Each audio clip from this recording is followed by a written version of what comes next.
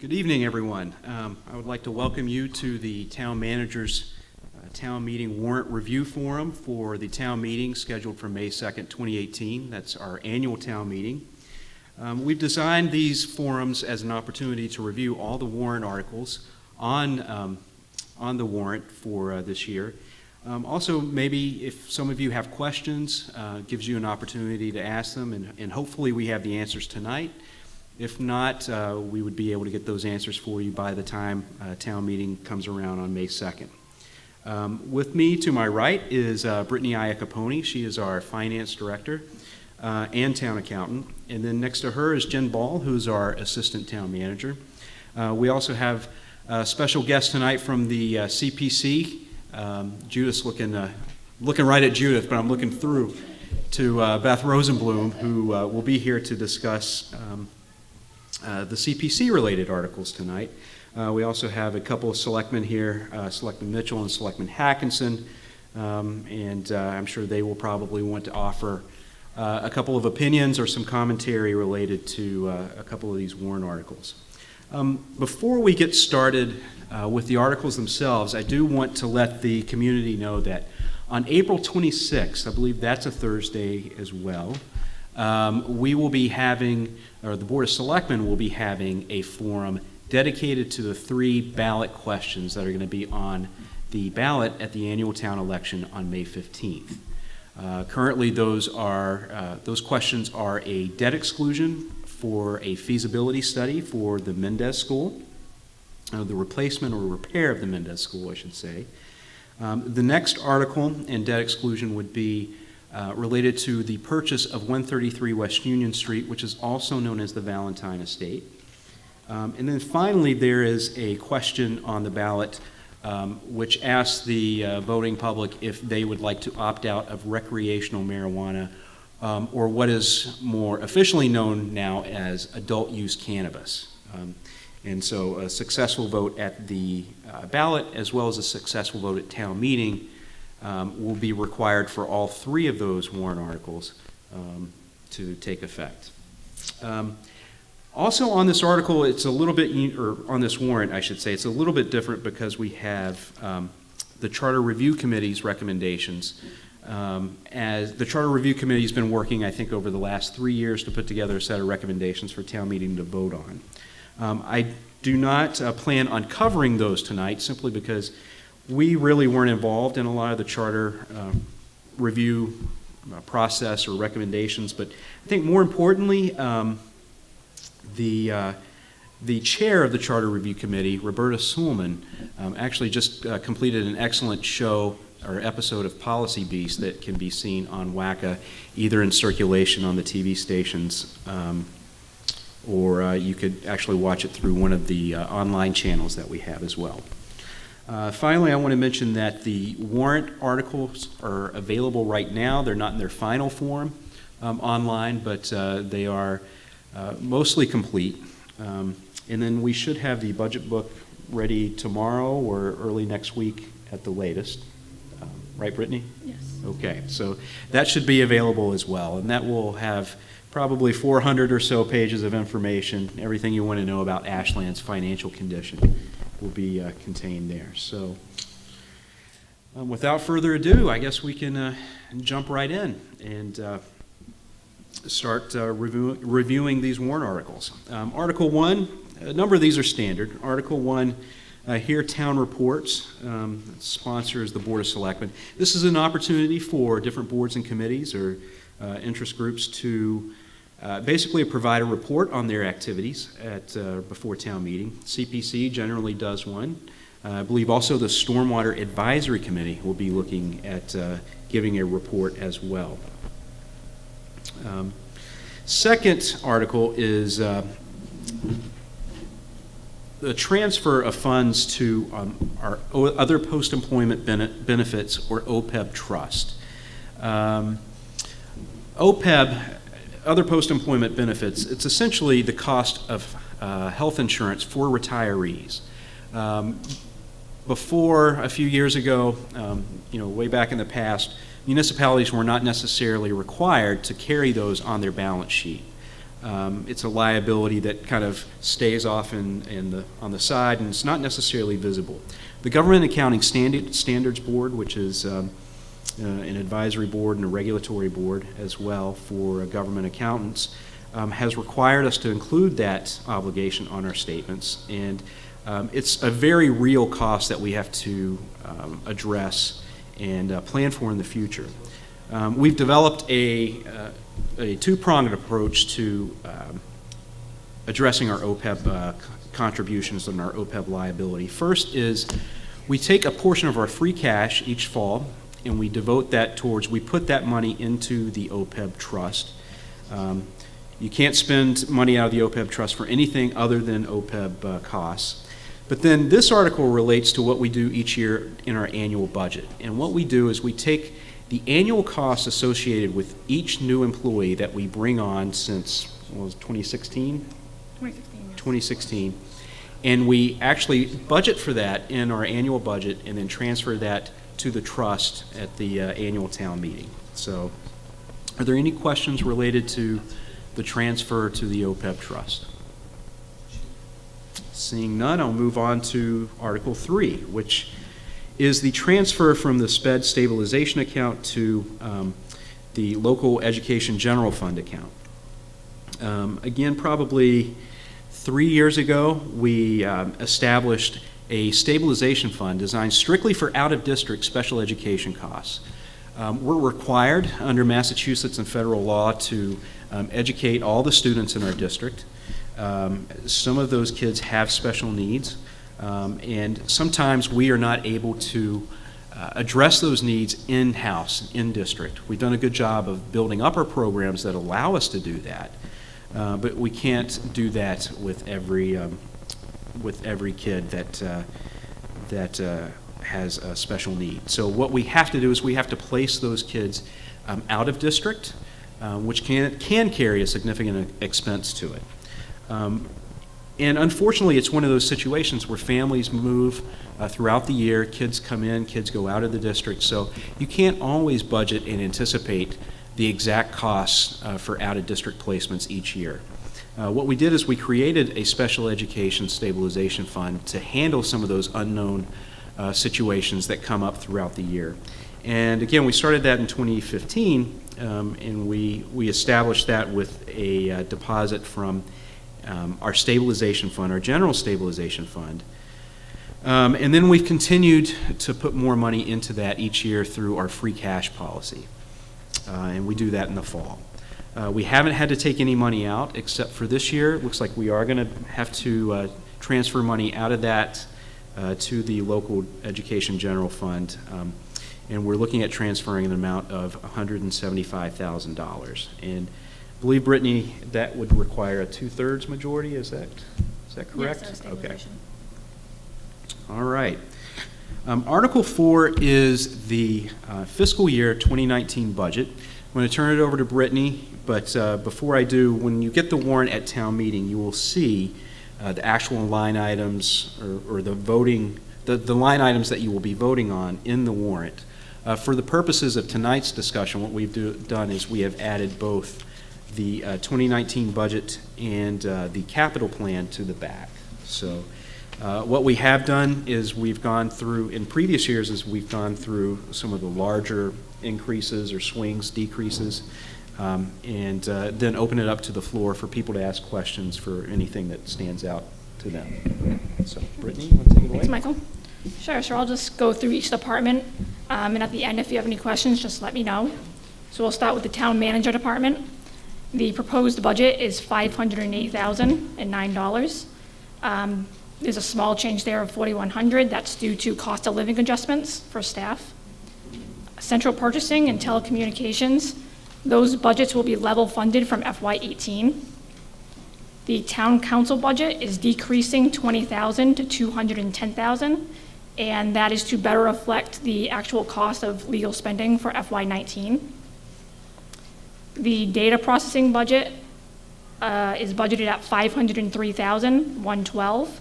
That is a decrease of $28,976.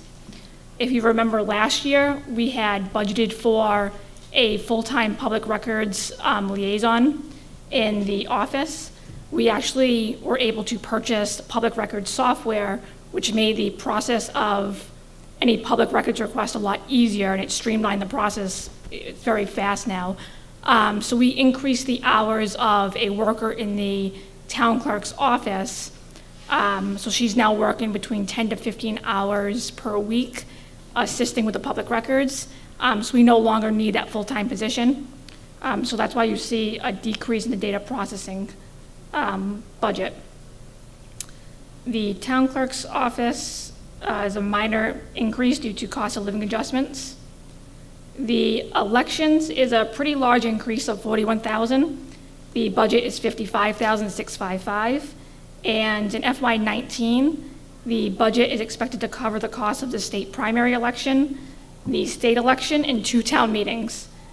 In addition, the town is still required to offer early voting. If you remember last year, we have to offer early voting. I believe it's 10 days before the actual election. And it would be early voting for both the state primary and the state election. The Board of Registrars is pretty much level funded from the prior year.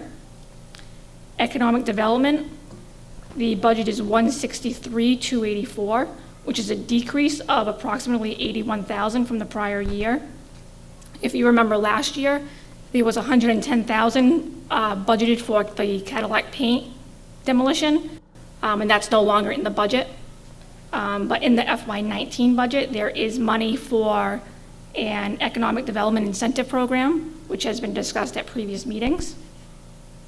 Human Resources, the budget is at $219,642, an increase of $13,567, and that is for increases to salaries staff. The benefits coordinator and the payroll coordinator in the office received a salary increase, as well as a cost of living adjustment for our HR director. Yes. Yeah. How many positions is covered under that line item? 3. The town accountants department, my department, that increase of $7,200 relates to cost of living adjustments of about $3,000, and the remainder is due to contractual services, which is our annual audit that we have every year, and the cost increases every year. The assessor's office is budgeted at $205,345, a decrease of $13,000. So every 5 years, the state requires the town do a revaluation of personal and real property of the assessed values. We contract out that work. That work was done in FY18, so those services are no longer needed. So that the contracted services line item has gone down for that reason. The treasurer's department has decreased $10,892, and that is primarily due to a new treasurer collector being hired at a lower rate than our previous treasurer collector that just retired this past June, I believe. Conservation, the budget is $72,750, a decrease of $21,700. In FY18, the contracted services line item reflected the cost of a contractor to work on a gap analysis for the town to determine its needs with regards to stormwater. That contract is wrapping up, so we will no longer need that contracted services, so that line item has been reduced for that amount. Open space has been level funded. Planning board has been increased to $148,205 for cost of living adjustments. Inspectional services has been increased by $17,800 to a budget of $259,015, and that is mainly for other salaries in that department. It's for increased wiring, electrical, and building inspections in town. We've had a lot of development, so those salaries go to those inspections. Yes. So how many personnel in that department? And so the inspectors, the wiring and the plumbing inspector actually get a salary and it's not a pass-through? Go to the mic. We have to have the comments on the mic. Okay. So I have 2 questions. How many personnel are in that department? And my second question is, so the plumbing and wiring inspector actually gets a salary, it's not a pass-through on the fees, on the permit fees that they receive? They're paid $25 per inspection. So they're actually part-time employees. Okay. It's, So right now, we have one full-time building commissioner and inspector, a full-time administrative assistant. We have a wiring inspector, a plumbing inspector, sealer of weights and measures. We have some on-call coverage, some salary in there. So for the wiring and the plumbing inspectors, so what happens is whenever they go out and do an inspection, they, we get paid for that inspection.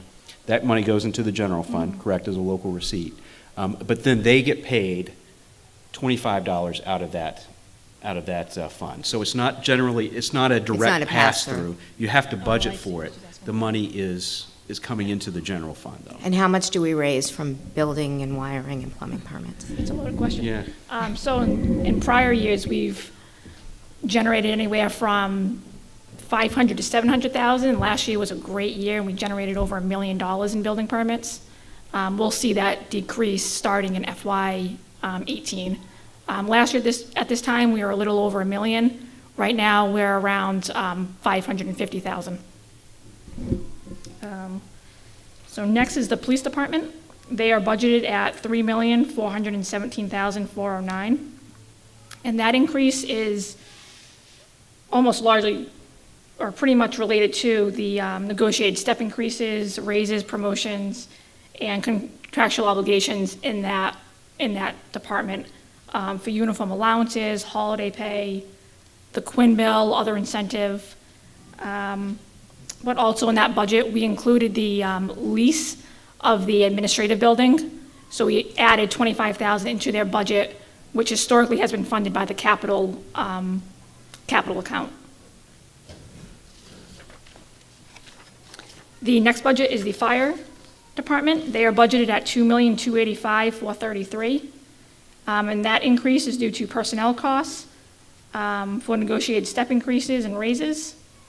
The non-payroll line items increase mainly for the maintenance of equipment. And also, if you remember last year, we created an account or a fund for emergency medical services for ambulance runs. So any money that the town receives from ambulance runs goes into a separate account. Those receipts offset this budget, and we've budgeted that at $425,000. If that makes sense to anyone. The next budget is the health department. They are budgeted at $167,727. The increase of about $13,000 is related to the increased cost of routine testing at the landfill, on-call coverage for the health department head, and also Code Red. The veterans line is level funded from the prior year. The next department stands for Council on Aging, Recreation, and Youth and Family Services. They're budgeted at $404,433. That's an increase of approximately $50,000 from the prior year. So this is due to a number of factors. A 2% cost of living increase for staff, which is about $5,500. An increase in hours of the volunteer coordinator, which resulted in a $7,700 increase. A salary bump for the intake specialist of about $7,000. And the creation of a new position, a recreation program coordinator, to assist our recreation department head, and they've been budgeted at $20,000 to work approximately 19 hours a week. If anyone knows Kelly Rund, our recreation department head, her programs are amazing, and they've increased in demand over the years, and she really needs the assistance to help her out with those programs. And also, we stepped up our share of funding for the prevention and outreach director from 25% to 50% in that department. The remainder of her salary is covered by a grant. The public library, although you see an increase of only $3,064, the department budget is $373,942. We actually did a few things there. We moved a part-time custodian that was budgeted there, and we moved that position into the public buildings department. That's really where they belong. And we also added 5 additional hours to the library, so they are now open from 10 a.m. to 8 p.m. on Monday. Currently, they're open from 3 p.m. to 8 p.m. on Monday, so this will be 5 additional hours. So we have the custodian moving out of about $13,000 and then about 13,000 coming into it for increased hours. So, and we had some cost of living adjustments, so we did have a few things going on there. Public buildings and property maintenance, that increase is due to what I just said. We moved the part-time custodian from the public libraries budget into this budget, and also for cost of living adjustments. The DPW administration budget increased for just cost of living adjustments to 101, 103. Highway, the budget is 503, 434, an increase of approximately 51,000. And this is due to a new stormwater maintenance line item in FY19 of 50,000. And this is for a stormwater maintenance plan, which is required to comply with the NIPD's permit program, which has been talked about in great length over the past several months. The next couple of departments have been level funded from the prior year. Snow and ice at 285.2, highway street lighting at 40,000, the fuel accounts at 151,000. The next the department is cemetery parks and trees. They are budgeted at 248,104, and the increase is due to cost of living adjustments and additional funds for tree work, vehicle maintenance, and beaver control. I thought they were actually really cute. They're not. They're big. They're big. Yeah, they're massive. The school department is increasing approximately 3% over the prior year. Keefe Tech, although it's showing that it's level funded, the assessment actually came in after we created the budget, and their assessment is going up approximately 60,000 from the prior year. So we'll be making that adjustment at the November special town meeting. And that's when we actually get our state aid, and we'll know those final numbers. So we'll make that adjustment all in one. Total debt has increased 81,403. Excluded debt decreased 82,000, and that's due to the amortization of the debt schedule. Non-excluded debt increased 163,890, and this is attributable to two factors. The first one being an approximate $40,000 decrease in debt service per the amortization of the debt schedule, and two, an increase of $200,000 in debt service for future borrowings.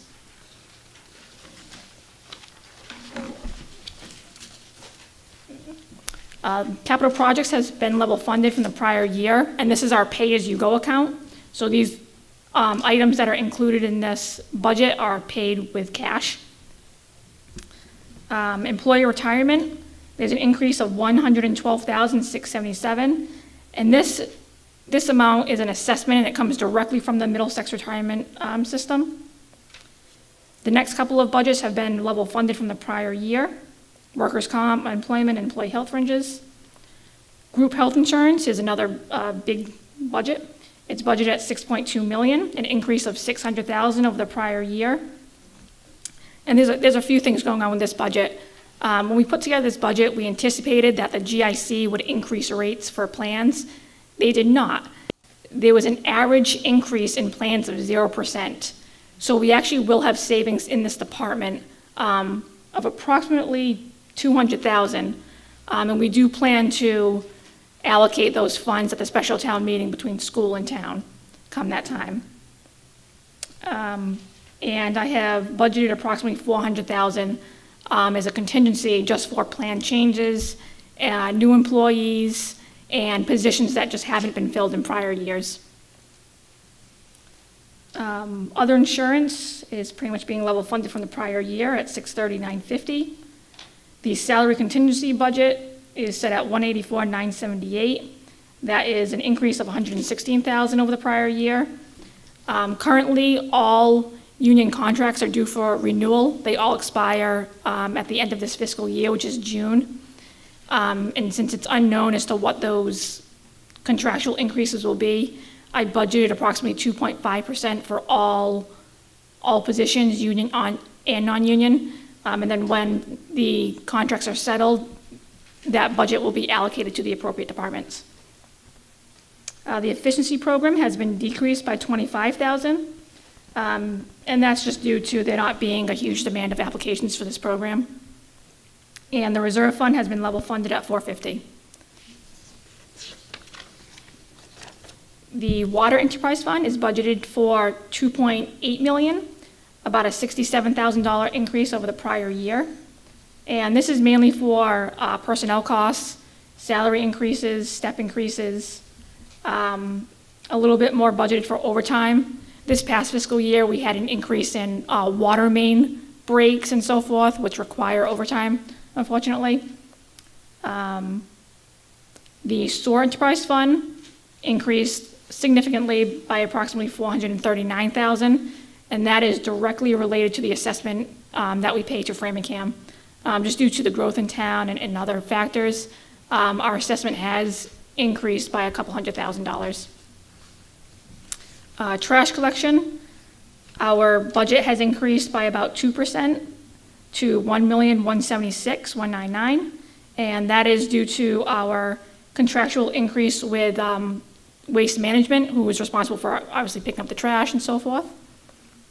Fields Enterprise Fund is budgeted at $112,000, and that increase is due to just trying to do additional work on the fields and trying to get them in better shape, really. The last department is cable access. That's been budgeted at $200,000, which is a decrease of $15,500 over the prior year. And what we typically do for this fund is we budget what they have in reserves, and that way we don't have to come back to town meeting in case they want something, the town or the cable corporation. So this is budgeted at $200,000 just to leave some leeway from the prior year if there's any purchases.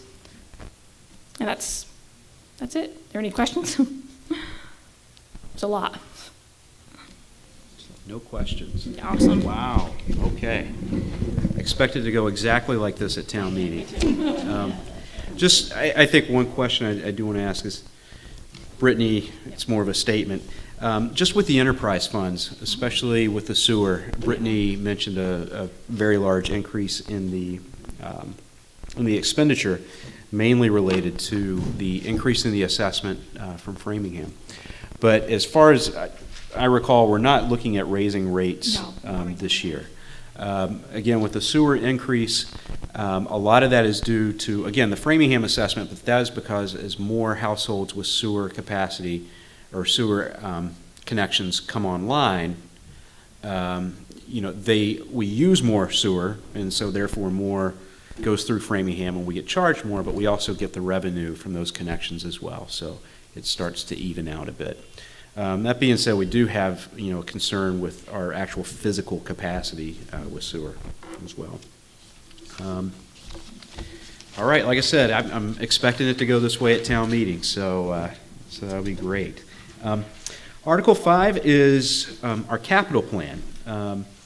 So I will turn it over to Jen, but before we do, I want to let you know that we've really worked hard since 2013 to develop an actual capital plan, and it's the iteration of the capital plan has evolved. It's gotten better and better, and we really made some strides last year utilizing thanks Mark, thanks to a grant through the Community Compact program that was offered by the Baker-Polito administration.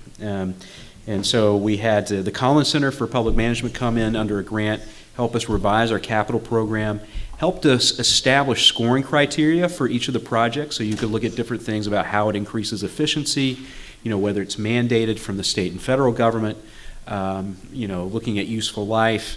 And it's really helped us, I think, look at a lot of these capital projects objectively. And I will, at this point in time, I will turn it over to Jen, and she can go through each of the capital projects. Thank you. So as Michael said, this was the first year that we were able to take what the Collins Center gave us last year and work it through internally. So with a working group of myself, Brittany, Barbara Durand from the schools, Joe Richardson, who's our public facilities director, and Doug Small, our DPW director. We reviewed all of the project requests that came in from all of the department heads townwide and put them through the scoring criteria that Michael just mentioned. So we received over 120 requests. That's including the ones that we brought forward from the previous year. And we scored those, we prioritized those, looking at resources and also current priorities, and we programmed them in for a 5-year plan that will be a very fluid document. We sort of understand that as the years go on, projects may change in terms of priority or need, or maybe things happen over the year. So we started working in we received the requests in August, and we worked through last several months pretty intensively and came up with the $750,000 worth of projects that Brittany spoke of in the general budget. And then also Article 5 is where we're asking for authorization to borrow. So I believe last year was the first year we asked for authorization to borrow for capital, and we'll be asking again this year for 4 specific projects.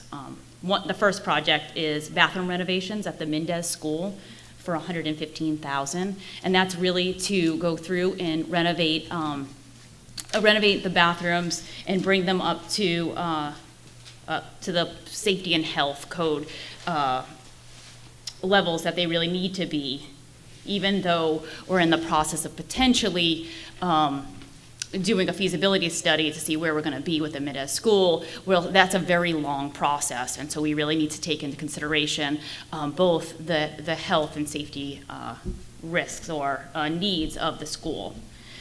The second project is a downtown, the second step of our downtown streetscaping projects. So those of you who have attended, we've had 2 forums so far. We're working with BSC, which is a engineering and design company, to help us design better streetscaping downtown to help revitalize our downtown. They're working on a 25% design, and once we agree on what that looks like, so we're currently sort of looking at whether we're widening sidewalks or potentially having wider sidewalks or bike lanes, or maybe a multimodal sort of shared use with a wider sidewalk. Once we have that, we'll be able to go out for a 75% design.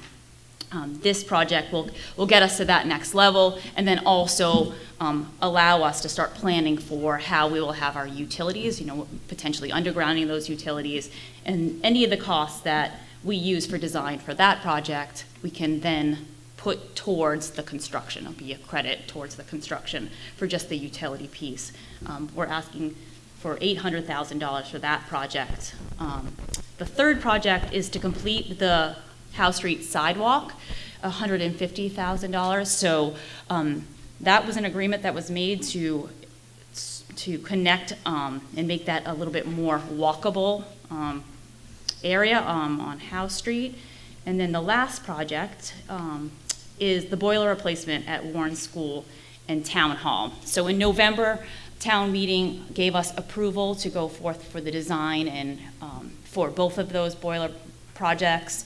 They have both failed inspection, and so we've done a lot of research. They're both about 20 years old. We've done the research into whether it's better to repair those and sort of hobble along for the next year, or to actually replace them. And so both for cost of the project, but then also for energy efficiency, it makes more sense at this point to actually replace both of the boiler systems in the Warren School and Town Hall.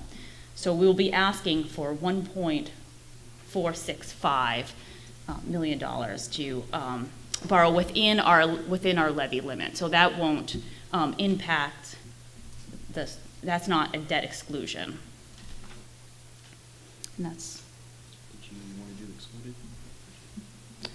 excluded? Do we want to talk about it? We can talk about it.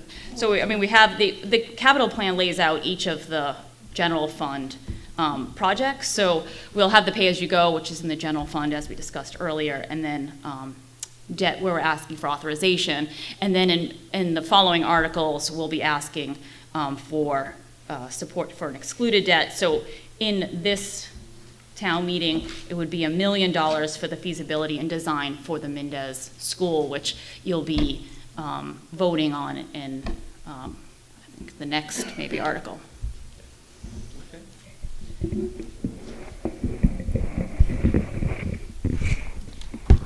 It's a lot easier at the selectmen's room to maneuver these mics, you know. Thanks, Jen. Any questions on the capital plan? Again, it's going to go like this at town meeting, I know. All right, Article 6. As Jen mentioned, there are 2 debt exclusion articles in this year's warrant at annual town meeting. The first one that we're going to talk about is a borrowing to do a school feasibility study for the Mendez School. It's looking at the repair and or replacement of the Mendez School, or otherwise known as the old Concord Street School. And once again, this will take a successful vote on the warrant, but then it will also require a successful vote at the ballot on May 15th. Here on the warrant, it will need a 2/3 majority to pass. At the ballot, it will take a simple majority to pass. Just to give you a little background on this, so there's 3 points I want to make about this. So first of all, anybody who has been in the Mendez School recently knows what kind of condition it's in. It's certainly not in the best condition. I wouldn't say deplorable. I think our facilities team has just done an incredible job of keeping it online. But that being said, there are certainly some issues. A lot of the systems are antiquated. It sits on top of an underground brook. We have water issues down in the basement. We've had to close the school for a couple of days due to not having a boiler working because of some of the water issues. We can't have regular Wi-Fi throughout the whole school because the electronic system cannot support the routers and a lot of the wireless infrastructure necessary to do that. And then simply there's just not enough space. The Mendez School was designed to hold, I believe it's 590 students. We're currently right now at 647. So we're already at 10% over capacity, and looking at the projections for growth within the school system, it looks like, it could be more. So I just want to be clear, we will need to replace or do something very expensive with the Mendez School in the very near future. Having said that, we need to look at ways that we can do this most cost effectively as possible. And the best way to do that is to go through the state's MSBA program. That's the Massachusetts School Building Authority program. MSBA, we did the high school project utilizing the MSBA program. We've done 2 school roof projects related to the MSBA program.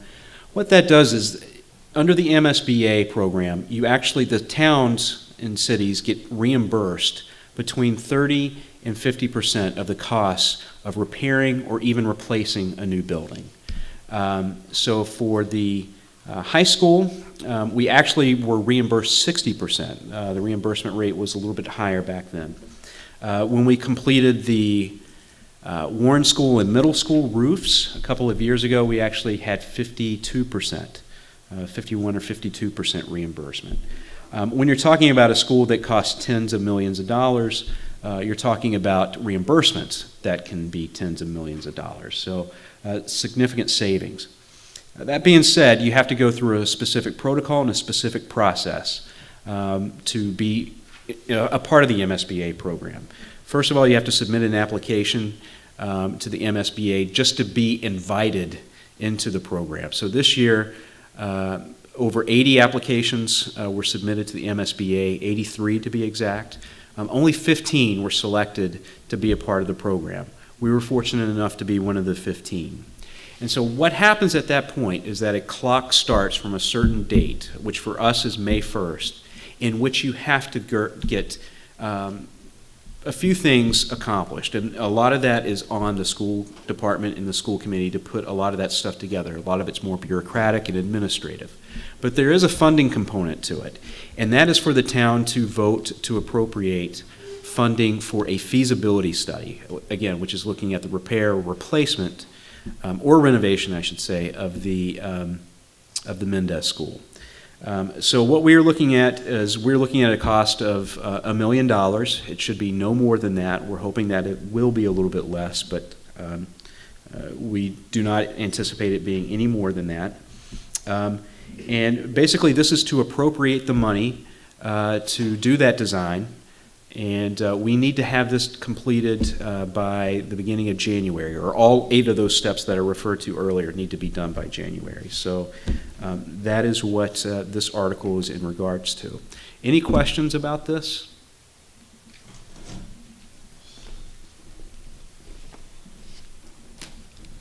Yes, Mark Sony. I got so much mixed feelings about this one. The main reason why $1 million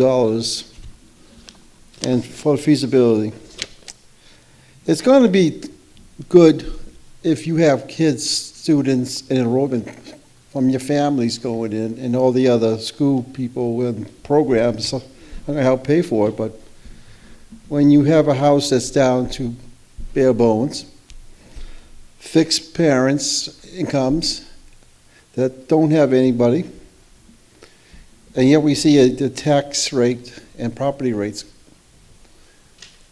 and excises. How are those people going to be? Are they going to be asked, or are they going to be excluded? And if not, my proposal would be to do a whole new census of only school parents who have school children, get them on census only, and have them pay the foot of it, because it's going to be their benefits, not us incomers who are low and have nobody. Thanks, Mark. Just to clarify a couple of points, and I won't engage in a back and forth. We can certainly do that at town meeting. But one thing I do want to make clear is we're not asking for approval and the funds to build a new school. That is one thing I also want to make very clear at this point. We are not asking for that. We are simply asking for the funds to do the feasibility study, which is required to be part of the MSBA program, and again, realize the reimbursement that we can achieve by going through the MSBA program. Mark, I understand completely what you're saying. I mean, this is, a debt exclusion will affect all homeowners, whether or not they have kids in the schools or not. That's something that comes up a lot in these types of discussions and debates. Certainly very respectful of that. I know, we're collectively very respectful, I think, and understand where these can impact seniors, people on fixed incomes. And we're trying to do programs to enhance some of the programs that we have to maybe take off some of that burden. I understand. So.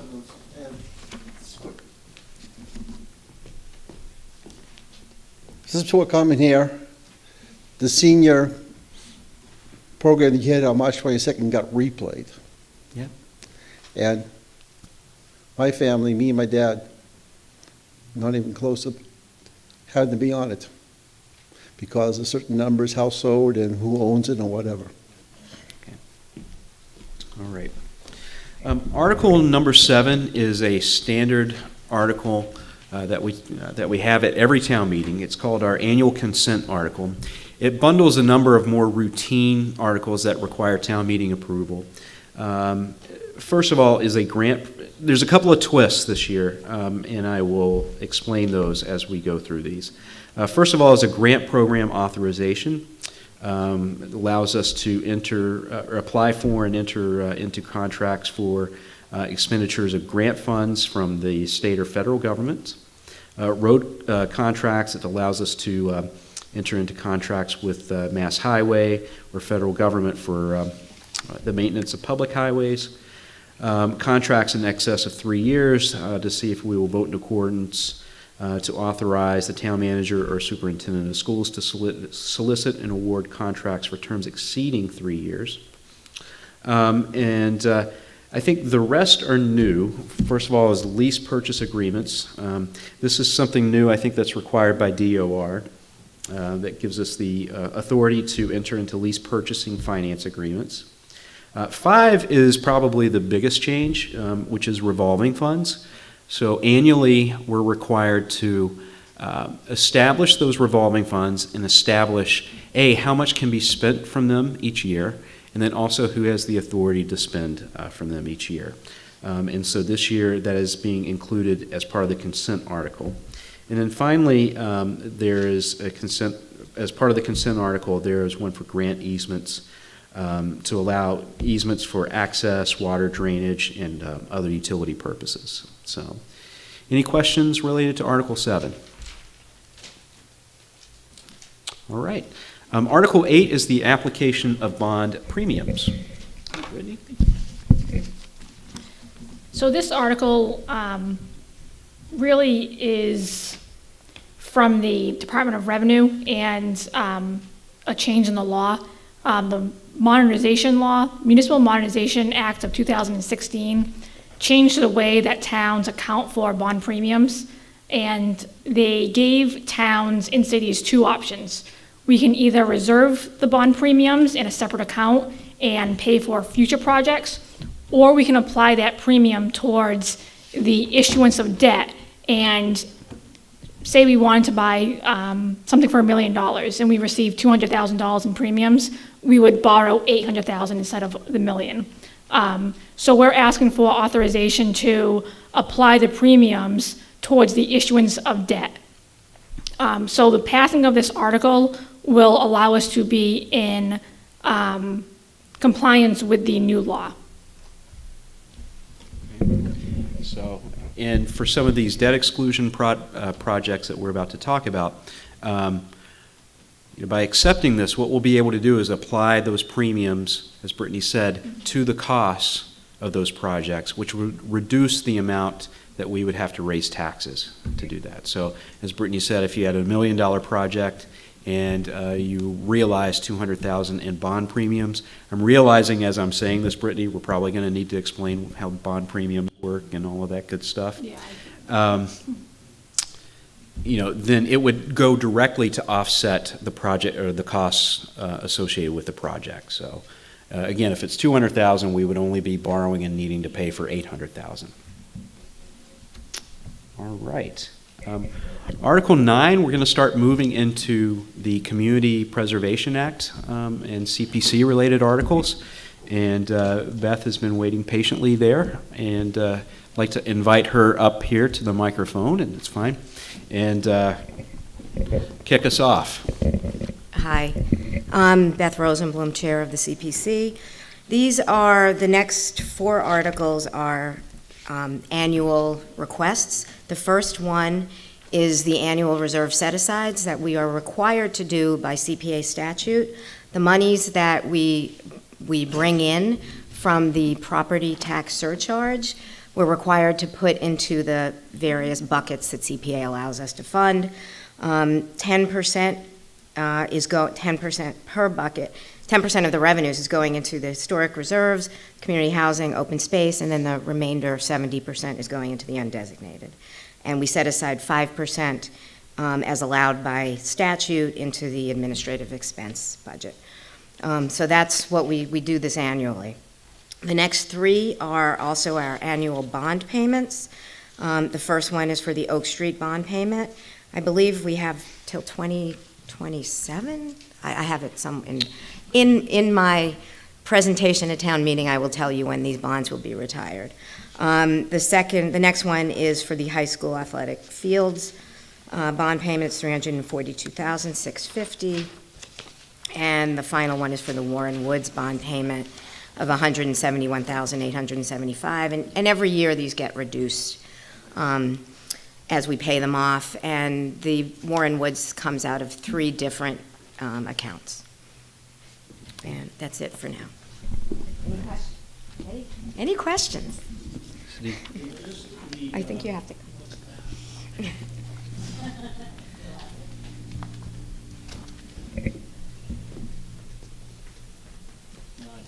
This up and you're going to have to. So just one quick question. Is the state match I understand that it's been on a declining slope for quite a while, and I read something recently, maybe not this year, but next year, 11%. So if you could speak to that, Yeah. there you go. Yeah, I think this past year it's 26.9%. The anticipated match this year, I think it's 17 or so percent. And then the following year, it's unknown. Fortunately, our state legislature has been making very significant attempts, and we're really close to passing new policies that would allow or require 50% match. But they were unsuccessfully, did not pass this past year. But I know they're going to be bringing back those, that law to consider again next year. And obviously, we're going to be lobbying in support of that. But there have been, Boston passed CPA a few years back, and that's a significant drain on the matching funds. So we're optimistic. Thank you, Beth. The next four articles are related. And Carl, do you want to speak to these articles? And as you're coming up, I can introduce them, or I can take them myself. Why don't you take them and I'll clarify anything that's ambiguous. I'll try to. We'll try. Okay. So Article 10, 11, 12, and 13 are related to the property at 133 West Union Street, otherwise known as the Valentine Estate. Those of you that are familiar with it know that it's the yellow farmhouse along with the barn on 135, right before you get to this building as you're going towards Hopkinton. It's a historic structure for the town, both the house and the barn. Built well before Ashland was even incorporated as a town. And it served as a farm for many years. So many of you probably know that, especially in this room, that several years ago, a developer, Capital Group Properties, bought the land with the intention of building apartment units there.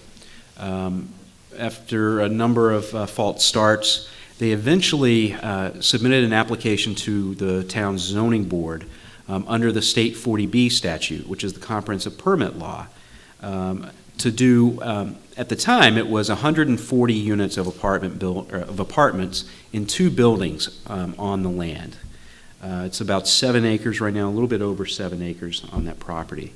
Over the course of a couple of years in ZBA hearings, they originally, like I said, started at 140. They went down to 132.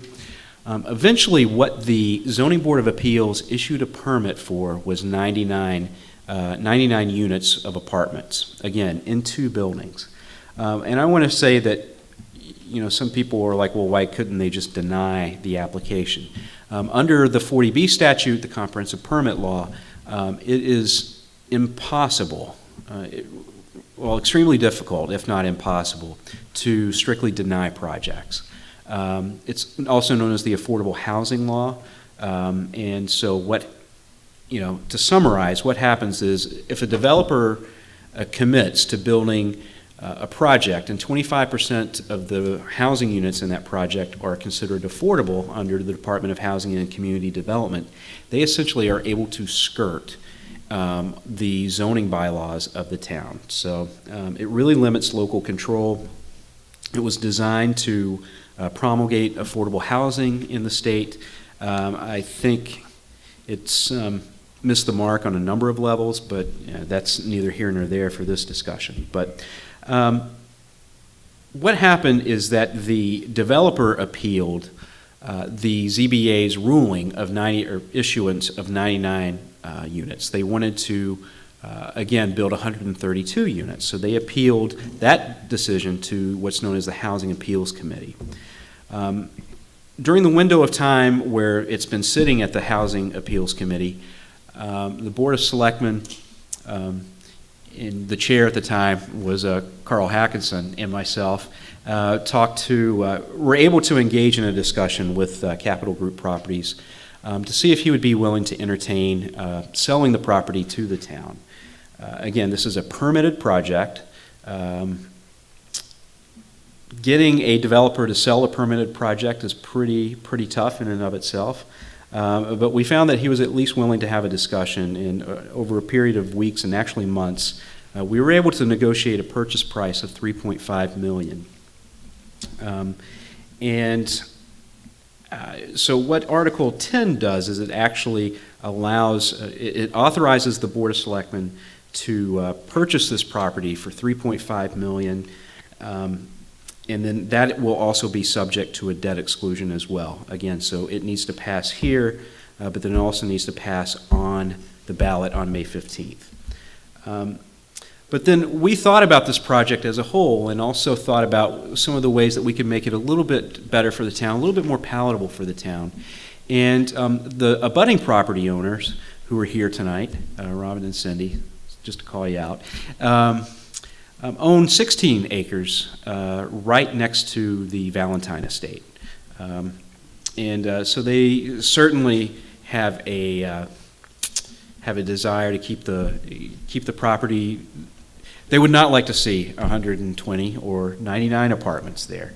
I think the property has historical significance for, especially you, Cindy, growing up on the property as well. But we asked them if they would be willing to place some sort of development restriction on their 16 acres, requiring, if the town was successful in purchasing the property, would they be willing to put a development restriction on their property? Again, at 16 acres, there can be a lot that's built there. You could do 22 house lots. You could do, I think more significantly in something that we're more fearful of is another 40B project. That could probably be double the size of what was proposed at the Valentine estate. So certainly something that we would consider detrimental to the community. And like I said, they were willing to put a development restriction on that property. And so Article 11 allows us to, basically town meeting has to authorize us and grant us the ability to enter into that development restriction. And so I want to, at this time, acknowledge their generosity and also point out the fact that this needs to be accepted at town meeting as well to make it work. And then Article 12 is one of the things that we looked at is how we could offset some of the purchase price of the debt exclusion price of the property. And so we have approached CPC, and they were more than willing to recommend the appropriation of $700,000 to offset that $3.5 million purchase price, or at least the amount that needs to be paid for through a debt exclusion. So we would only need to pay for $2.8 million of that through a debt exclusion. There's certainly things I've left out. Carl, do you want to add anything to that?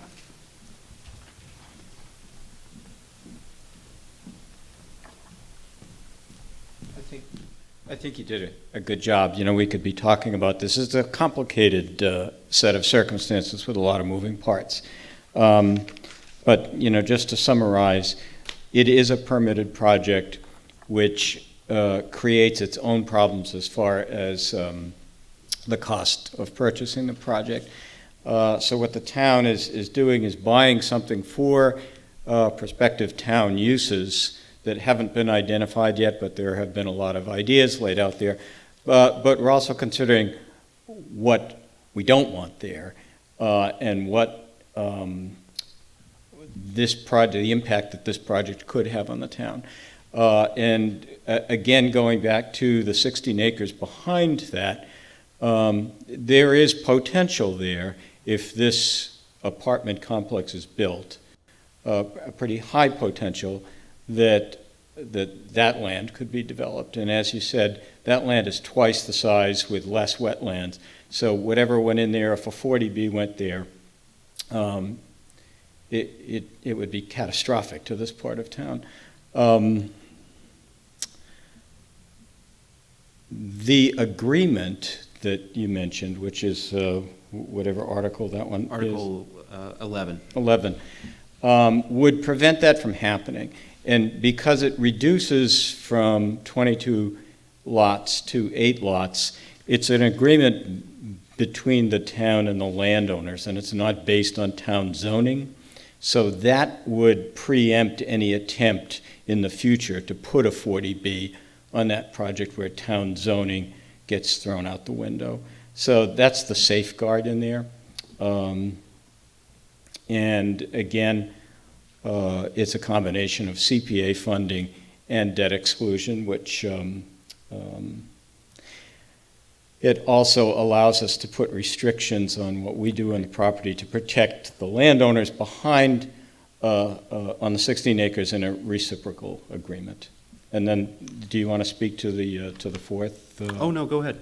Well, and that is for $100,000 for CPA money to at least start an exterior renovation sooner than later on the house and the barn to secure them, so that when we start to renovate them, they are secured, and the town would actually see that we have started to do something and put something into motion, because there is sometimes that fear that we would buy something and then let it linger and let it linger. And so this allows us to start on that sooner than later while the decision-making process is being put into place as to what actual uses the buildings will have. Okay, thanks. Beth, did you want to add anything to either of these CPC-related articles before we move to the next one that you're going to speak to? I actually do want to add something. I think it's important for everybody to note that that the property was appraised, and it was appraised at $4 million. So the town is being asked to pay $3.5 million, which I think is really a good value. So. And I think that we also should mention, while you're talking money, the fiscal impact that we have, that we now have at our disposal from the Rail Transit District agreement. When the numbers were run on the impact of this development, to buy it, to purchase it at 3.5 would cost the average household roughly $33 a year. To not buy it would cost the town $280,000 in services. So over 20 years, that comes to $5.6 million. So it's hard to get your head around that sometimes, but it would actually cost the town less to purchase this over 20 years than it will to pay for the services that will be needed. And that's just for the development that's permitted, not including the development that could possibly go into the 16 acres. So there's a lot to digest in this deal, but I think in the long run, hopefully people will take the time to understand it and find the benefits for the town for it. Yeah, I mean, I think we could summarize it and say the reasons for buying it can be simple. The mechanics can be pretty complex. Mm-hmm. So this could, there could be a lot to discuss about this. So we have put some information out. There was an article in the Ashland local pages this month that pretty much fleshes out this whole thing. So if people have that at home, they could read that. We've sent out some emails, but there still is a lot to digest, and hopefully we can clarify any ambiguities in the process. Great. Thank you. Any other questions? Yes, Amy.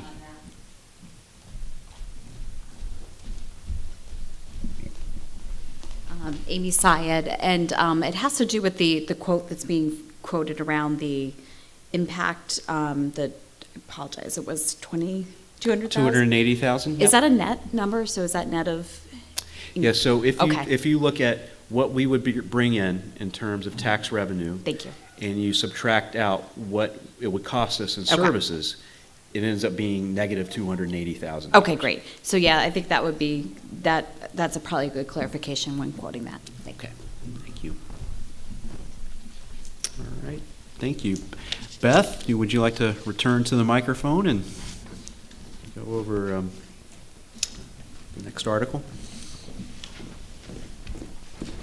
So the last of our CPA funding request articles is for improvements at Stone Park. Roy Correa of the Department of Public Works, who oversees a lot of the parks and fields in town, came to the CPA seeking funding for numerous improvements at Stone Park, which I think are really overdue. And one of the items that we're actually funding is to replace all of the park benches that are along the walkway and replace them with ADA and eco-friendly compliant benches. The current benches are in really bad state of repair, and some are missing. And because of the proximity of Stone Park to the senior housing, I think it's really valuable to replace those. The other items were specific to sports usage at the park. So there's 4-player benches with storage, aluminum bleachers, and dugouts with roofs. I think the current state of Stone Park really demands some attention and improvement. And we've been assured that if this passes, their installation is not going to negatively impact Ashland Day events, that they'll be able to be relocated. So I hope everyone votes to support that. All right, thank you, Beth. Any questions? All right. Moving on to the Article 15, which is a prohibition on adult use cannabis, AKA recreational marijuana. This is another one of those articles that needs to be passed not only at town meeting, but also at the ballot. It is a vote to opt out of having recreational marijuana establishments here in town. It does not prohibit personal use of adult use cannabis. There are provisions in the law that allow for that. This does not take away those rights or privileges. What this simply does is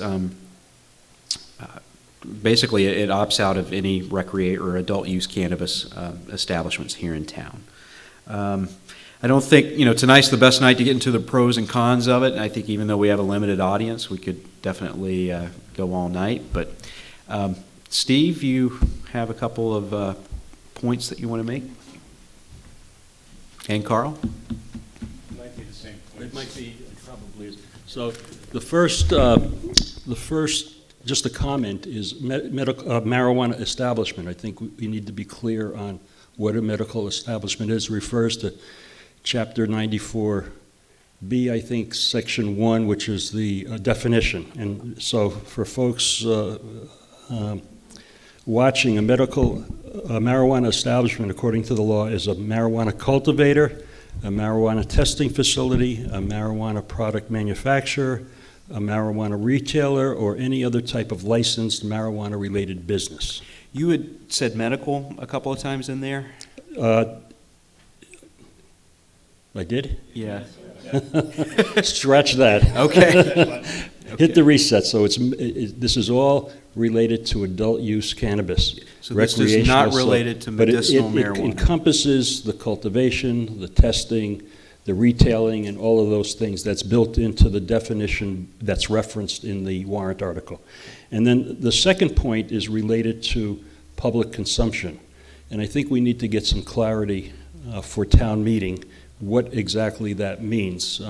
It can be, to read it, it can be a little confusing, and it's, in its legalese, I interpret it to mean that certainly in town buildings, on town land, but I think it also references private land as well. So, I extrapolate that to mean a landlord can then prohibit the use of marijuana on his property. That's the way I interpret it, but I think we need clarity on that. Okay. I think that this is ambiguous as well. If it said exactly what you said, it would be clear that it was an opting out of recreational dispensaries, but that's not what it says. And so reading this without listening to you, I would be hopelessly confused that this is a ban on the use of marijuana in Ashland, which I don't think is what we're proposing. Right. Is that? We're not looking at a ban on adult use cannabis use, AKA recreational use in Ashland. But I guess that's why I'm confused, because there's this section about public consumption. And public consumption really has nothing to do with recreational dispensaries. And so I don't know if it's too late to consider the language of this article, because I think that that's what we've been having a discussion about for the last 6 months, is whether we want dispensaries in the town. And I think that this is unclear that's the goal here, or the choice that's being given to the public. So if you look up just that section 81-1, where it says marijuana establishments prohibited, so it says consistent with, general laws, chapter 94G, section 3, A, parenthetically A2, marijuana establishments as defined in MGLA, I'm not going to go through all of that, shall be prohibited within the town of Ashland. And then, yes, it does go on to talk about the restrictions of public consumption and enforcement provisions as well. But is that what we're trying to do here? If what Steve says is true, I'm not sure that the town should be legislating on what landlords can and can't ask of their tenants. And so I think we could be there all night talking about this one the way it's written, and so I just have concerns about it. Fair enough. Abby?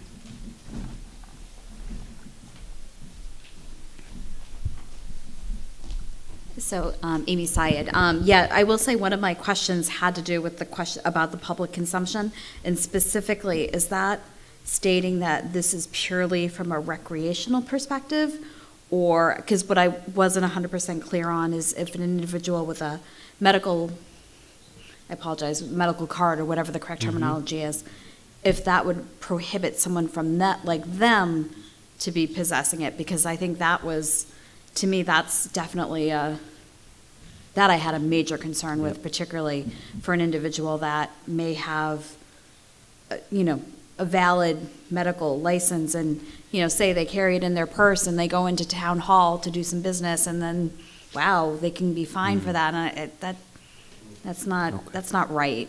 And so I wanted to quickly clarify that yes, absolutely, that was purely the intent of that as it was written was for, okay.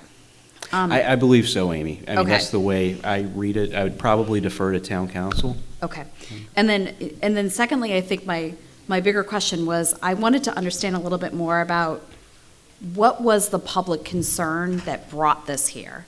So what was some of the concerns that you were hearing that brought this to this point? Was it, what type of fears brought it here? There were really no fears that brought this to a vote. I will say that, so obviously the town of Ashland passed the ballot question back a while ago, allowing recreational use of marijuana in Massachusetts. What it did not say, and I think what we're finding, is that some people do not, just because they wanted to allow that within Massachusetts, it didn't necessarily mean that they wanted to have dispensaries in town. The Board of Selectmen felt like, given all of the circumstances around recreational marijuana, it was important to give the people an opportunity to decide what they wanted to do. But didn't we already do that? So when the people voted? Correct. So the people voted to allow recreational marijuana use in Massachusetts. Whether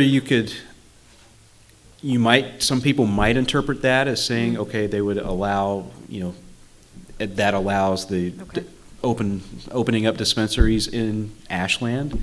Other people do not, and other towns have not. Other towns have said, yes, we voted for recreational marijuana, allowing recreational marijuana in Massachusetts, but we don't want a dispensary in our town. And all the board really wanted to do was give people the opportunity to make that decision. Okay. So you didn't hear any specific concerns from anyone in town about it that drove you here? Drove it to this point? Yeah, we certainly heard specific concerns, but that was not the driving factor. So. Would you mind sharing what some of them are? Just because I think from my perspective, I'd like to understand when we get to town meeting, you're going to hear both sides. I think there's no doubt about it. But from an education perspective as to why people were against it, I think it's helpful to have that information. So I don't want this to become, tonight, I don't want it to become a debate back and forth that's not my intent at about the all, merits. Steve and Carl, I don't know if you want to share anything. Okay. I feel very confident in saying that the Board of Selectmen, their sole concern when they voted to put this forward was to give the people an opportunity to decide what they wanted to do. Right. So to answer Amy's question to a point, and I agree, town meeting is really the forum to really get into the nitty-gritty.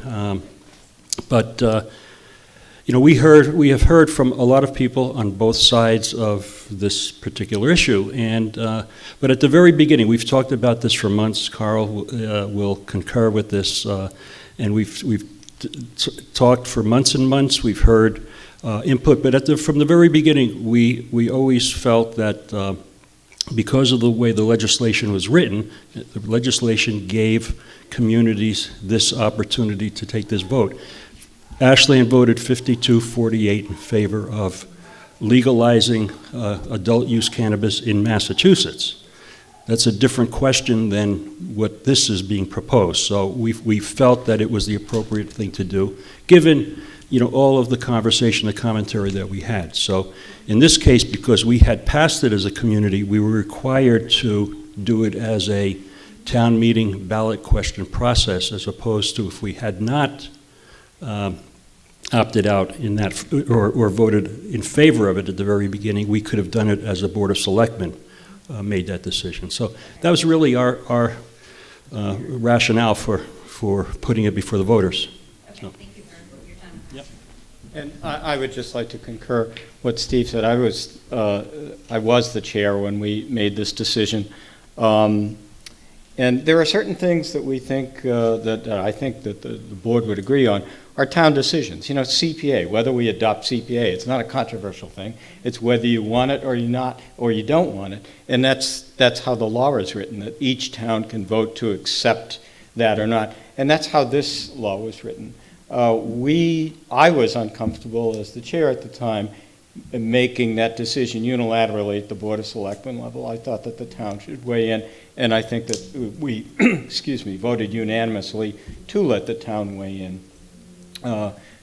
Getting back to Steve's point, what the state vote was very different than whether they want Ashland or Hopkinton or Holliston or any of these towns want dispensaries in their town, which I think is very different than the legalization question. I just have a question. I'm not sure if I heard Steve correctly. Does adult use marijuana encompass testing, cultivation, as well as retail sales? So this article would ban all of them if it was voted favorably. So that means we couldn't have a testing facility in town, or we couldn't have a grow facility in town. I believe this bans all. It would ban all three. Yeah, whatever is encompassed under 94G. So any of the establishments. So I think that's articulated something there. that people really need to consider.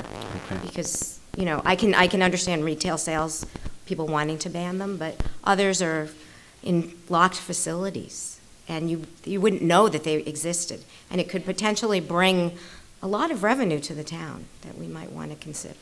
Thank you. Mike Jones. I'm wondering what happens if a split vote happens here. So if it's no at the town meeting and yes on the or the other way around.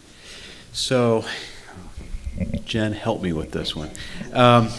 Because it can be, so the short answer is, for this immediate time being, within the next couple of months, if it fails at either the ballot or at town meeting, the opt-out fails.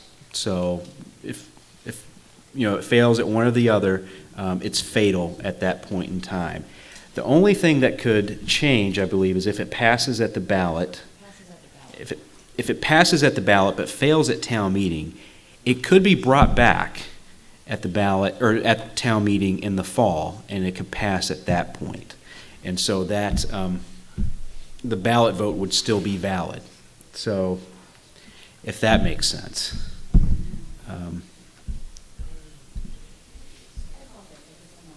No?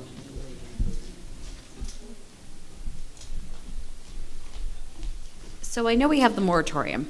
Mm-hmm. Okay. So what I don't recall seeing anything in here about was in the event that this does not pass, what will our zoning be? for this? At that point in time, the planning board, and I would assume in conjunction with the Board of Selectmen, and I believe the Board of Health, because they have a role in regulating this, will start to develop the zoning, which will be presented at the fall town meeting. And that's one of the reasons why the board wanted to do this vote now. So in the event that it doesn't pass, we would have, as a community, time to put in place zoning that would, best represent the interests of the town before the moratorium expired at the end of the year.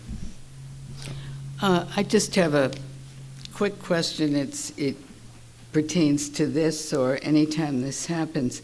But it says consistent with general laws, chapter 940G, blah, blah, blah, blah. Is there a way, that means nothing to anybody, and I know that all the laws are very long and convoluted, but is there a way that can be made available to the public, whether it's a printout or something, so that it's I could say pursuant to mumble-dee-doo-biddle-dee-daddle-dee-doo, and how many people would know what that was? So I'm just as a matter of education for the people who are trying to know what thank you so much. I think it's something that we could look at doing as maybe a separate printout. I think it depends on how long the document. But anytime when there are these references, unless there is some, Okay. something to refer to. Unfortunately. So one just comment, there's been a comment about revenue for the town. I'd be cautious about that. Unless something's changed recently that I'm not aware of, there's never been a provision for those other types of things to have any generated revenue for town. The taxation was always just on the retail sales and none of the cultivation, none of the things that were there before in other legislations in Colorado that did have for cultivation and those other steps along the way. There wasn't anything in the original bill for that. It was only on retail sales. So if you ban that, there wouldn't be any. Guys, we're going to limit it to discussion about the question, about the way it's phrased on the article. We're not going to get into the pros and cons, whether an argument is valid or not valid tonight. I just don't have the expertise. I'm sorry? But no, I don't think it would accomplish much in this venue right now. Sorry. To that point, I don't think anyone has the expertise, and that's the problem. So even if Mass General Laws was available to you, you wouldn't be able to understand it. Because I've read it about 100 times, and I can't figure out what it means, and I'm a lawyer. So that means we'll have 300 prospective lawyers in town meeting trying to interpret a law that's almost uninterpretable. Make it available for anybody who wants. Most people won't, but there might be somebody who does. That's all. Hi, Amy Turncliffe. Sorry, I came in a few minutes late, so if you already answered this, my apologies. The title, Marijuana Establishments Prohibited, is that title set? Because it sounded like, as I was coming in, there was a little confusion about medical versus recreational. So can you just make it clear in the title of the article that it is recreational?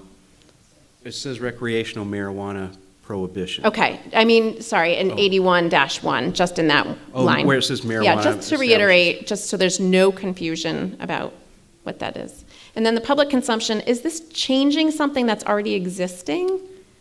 Because I think we do have a public consumption bylaw already, and it's a civil fine, and something like that. So I just wasn't sure if this is changing something that we already have.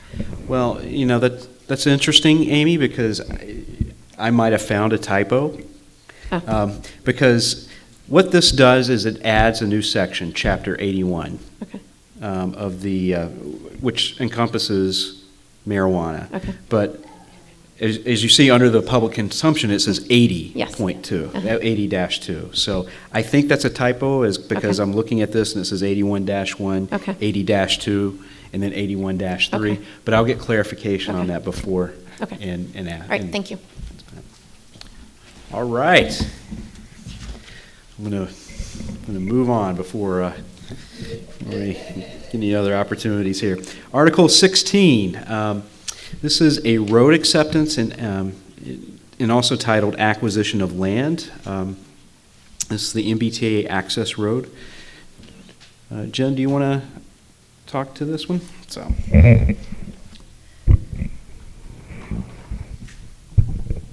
So as part of a MassWorks grant program, we were working with the state on reconstructing the MBT access road.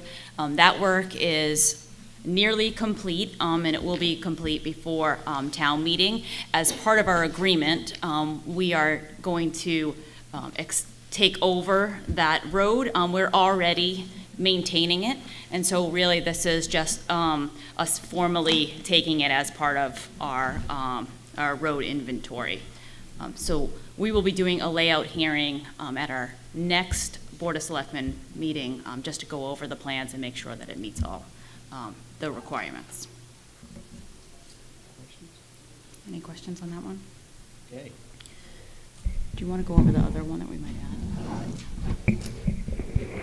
I do just want to add one thing about Article 16. So, again, this was part of the development agreement with the landowner at the time of the RTD, the Rail Transit District, which, again, says that we would accept the road as long as it was built to our standards, of course. But there is a financial component to this that I want to let you know about. Under that development agreement, once we accept the road, we actually receive a payment in perpetuity of $75,000 a year. And that's as part of the development agreement, so there is a financial component. And as Jen said, we pretty much maintain the road as it is right now. Now we would just be able to get paid for it. So, Article 17, this is authorization to create a business incentive program. One of the things that we, as you know, we've put a lot of focus on, especially recently, is infrastructure improvements in the downtown and really looking at public sector investment in downtown to help spur some of the private investment necessary to, make it what we want it to be, right? A vibrant downtown that's a place where people can do business, a place where people can live, and a place for people to come almost serve as a destination. One of the things that we've realized, especially as we've had a couple of new building projects come into town, and a lot of those are mixed-use projects, and that contain a commercial space, is that one of the things that we're seeing is that the economics are not necessarily working to the extent that we need them to attract businesses or the types of businesses that we want in some of these more high-visibility places like downtown and 126.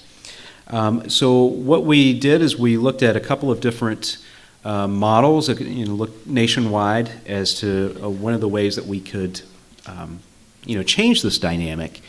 And one of the things that emerged was that we could create a program whereby we could look at doing two things. First of all, we would look at basically a sign and facade program. So if a business owner looks at making investments in their storefronts and their facades, the landscaping around their property, their business property, we could actually chip in as a town some funding to help them with that. It might be the difference between somebody being able to do a project and not being able to do a project. And so if we could add, essentially think of it almost as like a stimulus program for that. The other thing is that it's called an amenities financing program. And again, looking at some of the businesses that we're looking to attract to our town, things like restaurants, things like professional services. One of the things that we're finding is that the rents that are necessary to build some of these newer buildings and some of these nicer buildings, the rents that are necessary, the businesses can't necessarily pay those types of rents. Again, the economics aren't necessarily working. Because there's a lot of upfront costs related to opening a business. You have to buy equipment, especially if you have like a restaurant. Sometimes it takes a while to get going with your business, with your restaurant. So it might, take a little while before you could start getting an income to pay the rents that are required. So what this does is it actually establishes a program to help with rental assistance, and then for, I believe it's 1 or 3 years. I'll have to look at the regulations again. And then also to help maybe purchase some of the equipment costs associated with setting up those businesses. So what this does is it actually we have to do that through a home rule petition. So this will allow the Board of Selectmen to petition the state legislature to create this program, to expend these funds, but not only expend these funds, but also take in donations from the private sector to help fund this program as well. So we're currently working with a couple of partners here in town, a local bank being one of them, to help actually capitalize this fund, so we're not just using public monies as well. Hopefully we will have that information by town meeting, and can announce that. So, it's a little bit creative. I will say that I could give examples of other communities. Actually, a community in Metro West that has utilized both of these programs to success. Again, I think it's something that we should support, and I think it will actually help us enhance our business base. Any questions? I don't know. I saw a lot of faces contorting, so I was expecting quite a bit here. Yes, Robin. Robin Hicks, 11 Franklin Road. Would there be a loan? Would this be a loan, or would be give me, so much money to start a restaurant, and you don't have to pay the town back? So it's designed right now as a grant program. So yeah, it would be giving them the money. There would be a clawback mechanism in place. So like if they left, we would either have a lien on the property. Could we get a refrigerator or a stove back? Yeah, we could use them here actually. So, thanks. Thank you. All right, moving on to looks like to the zoning portion of town meeting. A lot of this is really related to cleanup. I'm going to pass this over to Jen again. So she's getting a lot of mic time tonight. So. You mean? That's what I said. So Article 18 is to amend our bylaw for site alteration special permit, and really that's just aligning our process with Mass General Law. So the special permitting process by Mass General Law outlines very specific noticing and posting requirements. Our language does not quite meet those requirements, although in practice it's more stringent, and that's what we've been doing in practice, so this is just really cleaning up that process.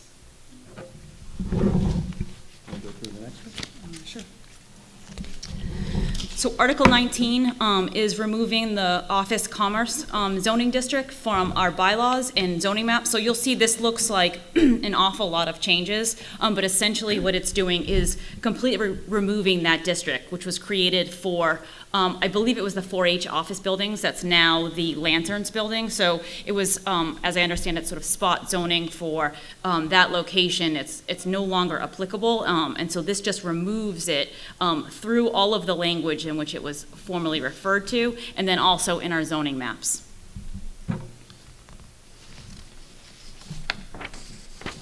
Let me do all the zoning ones.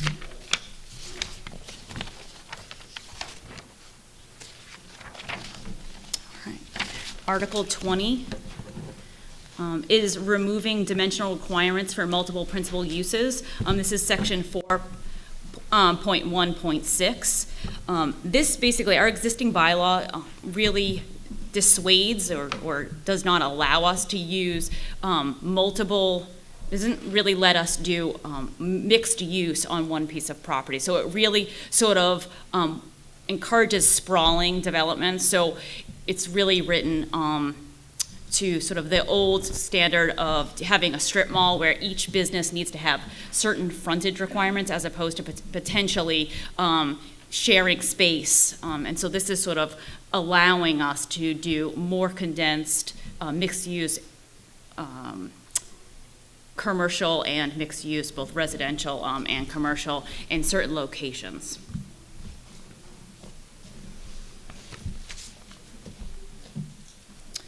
#21 is amending our zoning map and town code to expand the groundwater protection overlay district. It outlines all of the streets and addresses that would be impacted by this expansion. This is really related to our process of going through to do our MWRA connection and the MEPA process, which requires us to do making our groundwater protection overlay district a bit larger. And so this will change each of the maps that these are referenced in. Sure. Mike Jones, is there a reason you don't have a map showing that? No, I mean, we can potentially, do we have the map? But it will be on. If we do have the map, Mike, what we could do is we could put it up on the overhead at town meeting. So that would probably be helpful. Yeah. For Article 21, I don't know if there's a different way to organize it, but maybe group it by street, because I see the streets are represented all over the place in there, and so if somebody's really looking to see if their street's impacted, Elliott's at the beginning, Elliott's at the end, Prospect, everything's intermixed instead of, somehow grouped where somebody could find something. It's just kind of a big glob right now, and if I look at it, I couldn't make heads or tails of it. There's 20 different listings for different Elliott, and it's spread all over the place. So I don't know if there's a different way to make it clearer for someone when they're reading it to understand the impacts on the streets. I think it's done as book and page numbers, and I don't know if that's required. If it's something that we can organize alphabetically, are you volunteering? Sure. Okay. I'll return your call when you. Okay.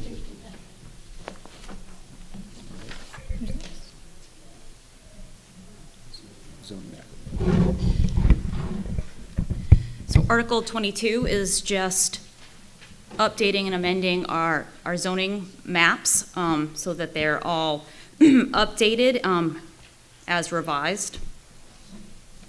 Excuse me. Article 23 is really just adding an additional step to our site plan and review plan process. So all of that language outlines what currently exists, and then adding the 13th step, which basically requires a project narrative. So oftentimes we ask for that. It's not currently a requirement, and so this will make it a requirement. It'll make the process much more efficient.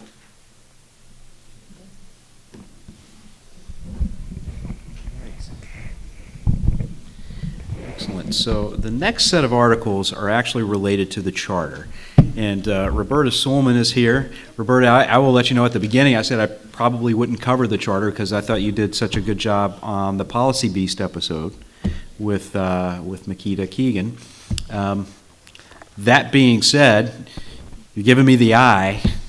I don't know how you want to do this. Do you want to start and I'll help, or do you, I don't know how much detail you want to go into, or? Well, I don't think we necessarily need to go into a lot of detail, but I will be frank, you probably know this a lot.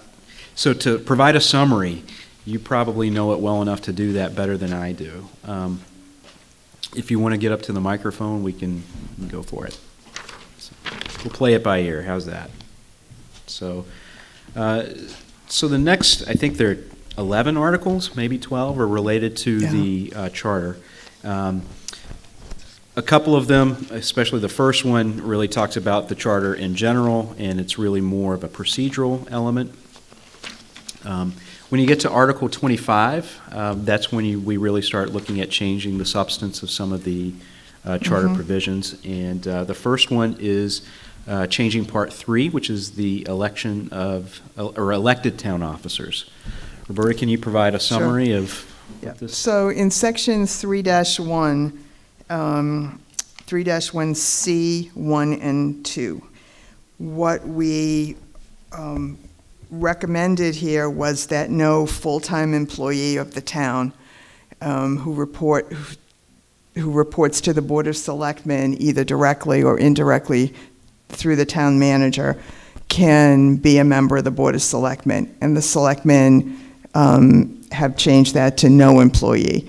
The committee just couldn't, they didn't want to get that granular to try to decide between part-time and full-time and all of that. So the Selectmen just made it no employee. And then similarly, no employee of the school district may simultaneously hold the position of school committee. It's just an obvious provision to prevent a conflict of interest. Okay. Then 3-1A, we've deleted the Board of Selectmen, the Board of Health, because the committee is recommending that the Board of Health change from being elected to appointed. So they're deleted from the list of elected officers in 3-1A. And that change affects multiple other sections that you'll see as we go through. It affects 3-1A, 3-2C, and 3-5. Do you want me to keep going? Yeah. Okay. So 3-4A around the town moderator. The committee and the Board of Selectmen are recommending that we change the moderator's term from 1 to 3 years, and that we specifically say that the town moderator cannot hold any other town office, either elected or appointed. And then in 3-4C, also with the town moderator, the change there is that we heard from residents in town that people wanted the process of appointing people to the finance committee, which is the sole purview of the town moderator. They wanted that process to be more transparent and public. So we added, it's the change there in 3-4C says that the town moderator must follow a specified and transparent appointment procedure that's outlined in section 8. So that the town moderator, along with all the other boards and committees, have to follow that. 3-9, the change there is that it specifically says that the finance committee cannot hold any other elected or appointed office. That was originally going to say members of the school committee and the Board of Selectmen and the finance committee. And the Board of Selectmen changed that to be members of the finance committee. So that's 3-9, A, B, and C. Should I keep going to part 4? Yeah. Okay. Just roll on through, Roberta. Okay, we'll keep rolling. Section 4 is very detailed and a little bit complicated. It deals with the recall process for elected officials. And the attempt there was to actually simplify the process and shorten it a little bit. There was a broad consensus when we had public forums and took comments from people through our survey and other means that the existing recall process is really written so that it can't work. It's too complicated to follow, no one understands it, and it takes so long to do that it's impossible to do. So we tried to simplify that, and there are a number of changes that were made in there, requiring 2/3 vote to recall instead of 2/3, making it a simple majority. We changed the number of signatures required on the initial affidavit from 500 to 150. Instead of requiring people to get those signatures in 20 days, we made it 28 days. The petition signatures, we reduced it from 25% of registered voters to 15%. and we gave more time less time for the election. It has to happen within 65 days instead of within 90. And no one who is recalled through this recall process or who resigns as a result of being told they're going to do a recall can be appointed to a committee or hired by the town for at least a year after the recall. So those are the major changes, but I would encourage people to take a look at that because it's a complicated process and there are a number of things that got changed. Section 5, we clarified a couple of things around the town manager's position. 5-1, we just clarified what we meant because some people said it was confusing about the town manager not being able to hold any other elected or appointed office and can't engage in any other business or occupation without the express written permission ahead of time of the Board of Selectmen.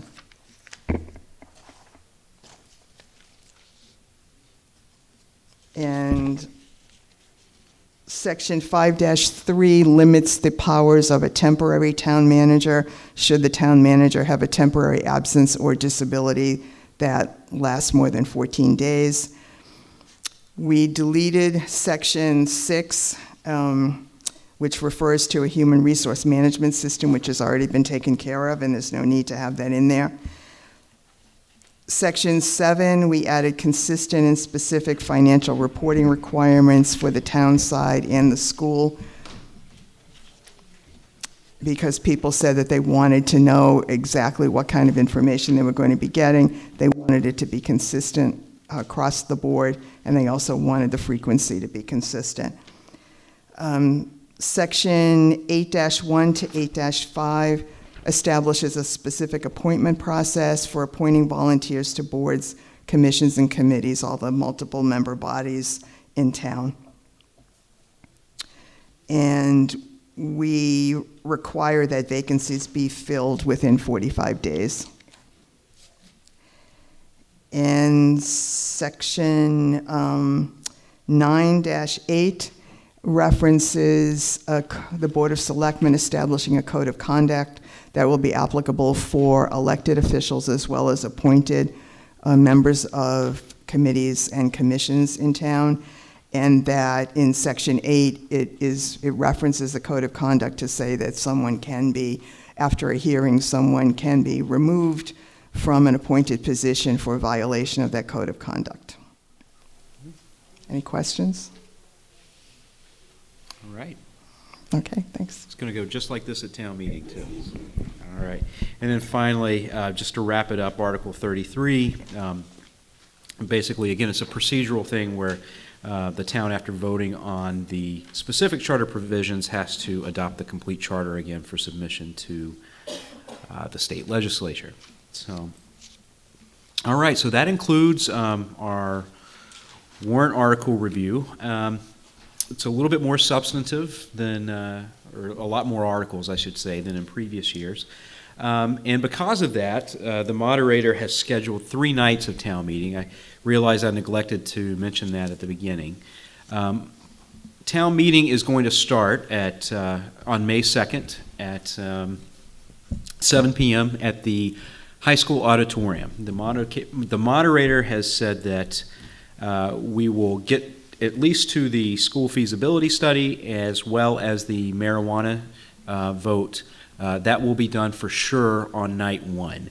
It doesn't necessarily mean that we'll get through all the articles that precede that to get to those votes. He might take them out of order in case we need to wrap it up for the night and we're not making a lot of progress. Night 2 is scheduled for May 8th. That's a Tuesday. That night is dedicated, we will start with the charter, and we will get through the charter that night. If we're able to get through it within an hour or two, very optimistic, we will commence with any of the articles that we did not complete in night 1. We will, if we cannot go through those articles, or get through all of those articles, what we will do is we will have a 3rd night of town meeting, and that will be Thursday, May 10th.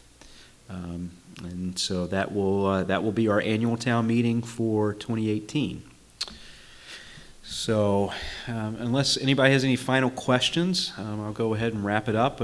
Again, I want to thank you all for coming tonight, those of you that presented and provided some context within the warrant articles, and those of you that asked some questions, and those of you that were just here to listen and be informed about town meeting. I appreciate your attendance.